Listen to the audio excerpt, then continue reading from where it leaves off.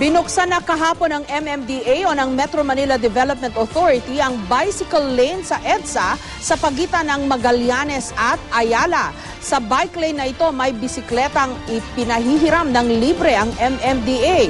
Bukod sa maganda na sa kalusugan, magandang alternatibo raw ang pagbibisikleta para makaiwas sa traffic.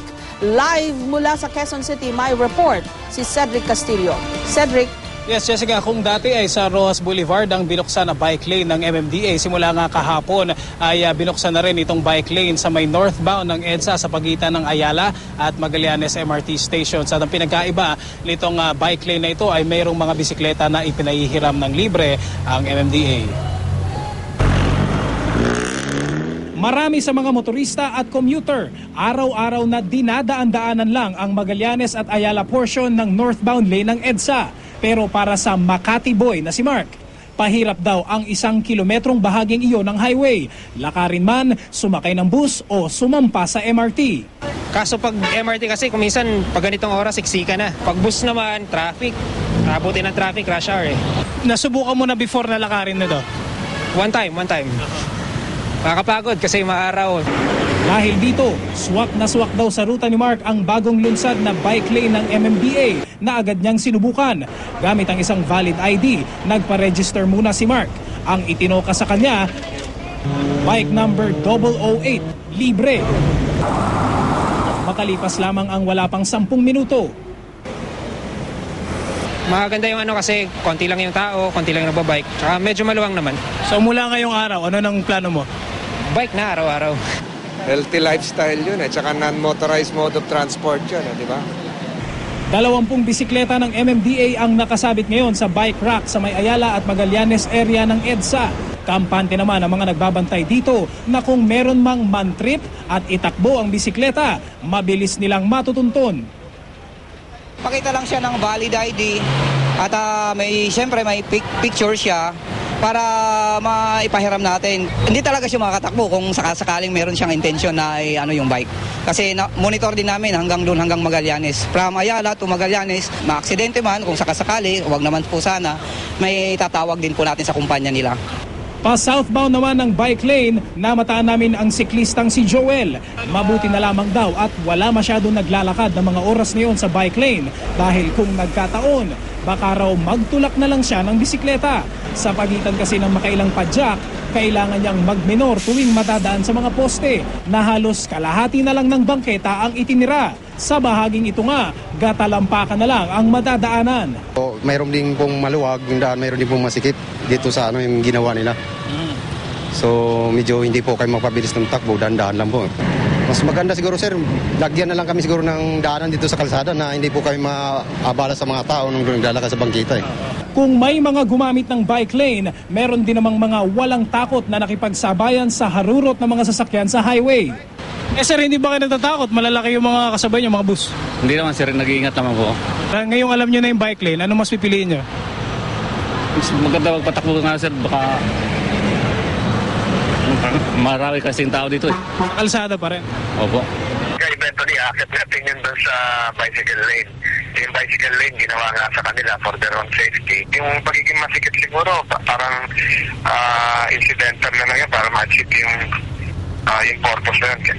Pinag-aaralan din ng MMDA kung ano-ano pang lugar sa Metro Manila ang maaaring lagyan ng bicycle lanes. Paalala ng ahensya sa publiko, mas mabuti nang magsiksikan at magbigayan na lang kesa ilagay sa alanganin ang kaligtasan.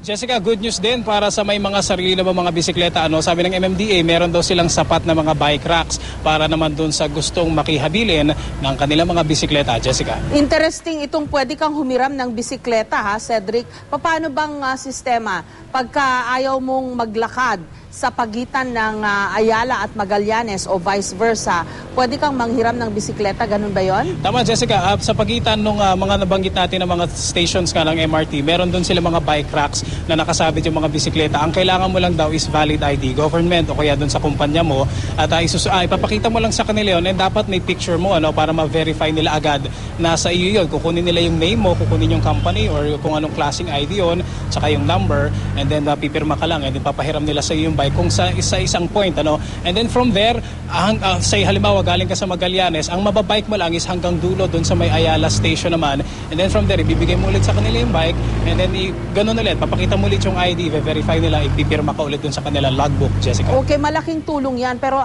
hindi ko lang makita yung point kung paano ito makakabawas sa traffic kasi ilan lang naman yung bisikleta, di ba? Yeah, and actually ang priority daw ngayon, ang main concern ng MMDA dito sa kanilang programang ito is yung pagpo-promote ng exercise, tsaka yung pagpo-promote na rin ng environment friendly na mode of transportation, and at the same time yung safety ng mga tao kasi nakikita nga daw nila doon mayroong mga nagbibisikleta rin doon sa area, meron din mga naglalakad kasi may rehas na yung bike lane, may rehas, so yung mga tao expected na hindi lalabas, hindi maglalakad doon sa may mismong kalsada. So isa sa mga concern ng MMDA daw dito sa programang ito is yung safety, Jessica. Okay, so more on the safety and promoting yung paggamit ng bisikleta as a form of getting healthier. Yes, Jessica, kasi kung tutuusin, 1 kilometer pa lang naman, 1 kilometer pa lang ito, at sabi ng MMDA, nagsisimula pa lang naman daw. Nagko-consider pa rin sila ng mga ibang areas, pinag-aaralan pa rin. Say, halimbawa daw doon sa may University Belt, sa may bandang Manila, titingnan din nila kung pwede daw mag-install one of these days or kung possible ba na makapaglagay din ng bike lanes. Jessica. Okay, ilan ba lahat itong mga bisikletang available na pwedeng mahiram?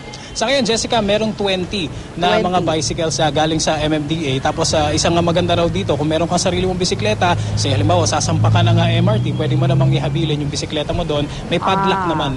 Ayun. Yeah. Yun ang isa pang benepisyo. Pag ikaw nagbibisikleta na talaga, pwede mong ipaubaya muna sa MMDA yung bisikleta mo. Hindi ka pa natatakot na baka nakawin, di ba? Tama, Jessica, dahil magsusurrender ka, magpapakita ka rin naman ng ID sa kanila, and then meron ding padlock yung mga bike rack doon para sure ka naman na hindi mawawala, Jessica. Okay, maraming salamat, Cedric Castillo.